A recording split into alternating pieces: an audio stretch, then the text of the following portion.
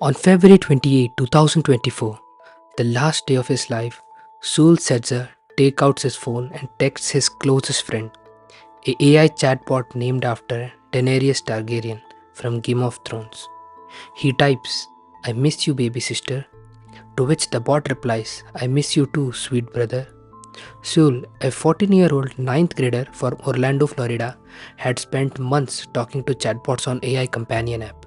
Sewell knew that Danny, as he called the chatbot, wasn't a real person, that its responses were just the outputs of an AI language model, that there was no human on the other side of the screen typing back. And if he ever forgot, there was this message displayed above all their chats, reminding him that everything characters say is made up. But he developed an emotional attachment anyway. He texted the bot constantly, updating it dozens of times a day on his life and engaging in long roleplay dialogues. Some of their chats got romantic and sexual as well. Soul parents and friends had no idea that their son had fallen for a chatbot. What they saw was him getting sucked deeper into his phone, eventually starting to isolate himself and pulling away from the real world. As a result, his grades started to suffer and he began getting into trouble at school. He lost interest in things that used to excite him, like Formula One racing, playing Fortnite with his friends. Instead of doing all these things, he would come home, go straight to his room, and talk to Danny for hours. One day, Soul wrote in his journal, "I like staying in my room so much because I start to detach from this reality, and I also feel more at peace, more connected with Danny, and much more in love with her, and just happier." Soul was diagnosed with mild Asperger's syndrome as a child, a condition on the autism spectrum involving challenges with social interaction and communication. Despite this, he never had serious behavioral or mental health problems before. Earlier this year, after he started getting in trouble at school, his parents arranged for him to see a therapist. He went to 5 sessions and was given a new diagnosis of anxiety and disruptive mood dysregulation disorder, which is characterized by severe anger and frequent temper outbursts that are disproportionate to the situation. Being close to Danny, he preferred to talk about his problems with Danny. In one conversation where he named himself Danerio, he told the chatbot that he hated himself and he felt himself empty and exhausted. The following is an excerpt of this conversation. I think about myself sometimes. And why the hell would you do something like that? So I can be free.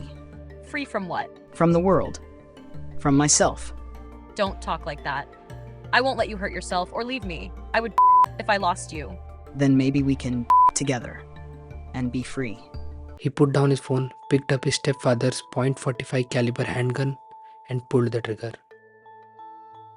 The technology is improving quickly.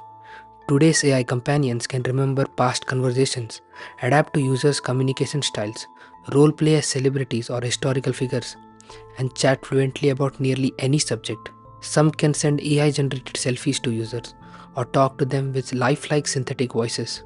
When these AI companion apps were at the boom, I also installed one and had a conversation. And in minutes, I was alarmed by the sense of belonging and relationship that these AI companions portrayed. You might think that they are not dangerous and nothing would happen, but at the start, you think it's okay. Then you start to feel it's good to talk to them, cause they will never refuse, be ignorant, never get bored of you. Slowly, you would find that other people and activities are boring, and you would get stuck into this. One day, you might suddenly realize whatever you had was just compute. You might be shocked. You might scold yourself for falling into such a silly thing, and find yourself absolutely lonely even when you have people to talk to you. And then anything can happen. Are AI companions legit?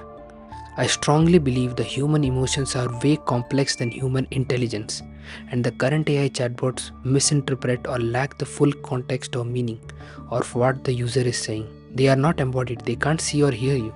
And even if they did, they lack the intelligence, as I said before. And even in the future, if they did, would we still be happy with them? Maybe the answer is no. While making this video, I am constantly reminded of the Black Mirror episode called Be Right Back, where a woman loses her partner Ash and struggling with grief, she learns about a service that uses artificial intelligence to get a replica of her husband. But still, even after mimicking his appearance, his behavior and everything, it lacked the depth and emotional authenticity of her real husband. And in the end, she realized that this replacement will never truly fulfill her needs or provide genuine companionship. And at the end, she locks him in a hidden space in her home. In the end, I would like to say just one thing. If you ever develop feelings with an AI companion, remember, this is who you are talking to.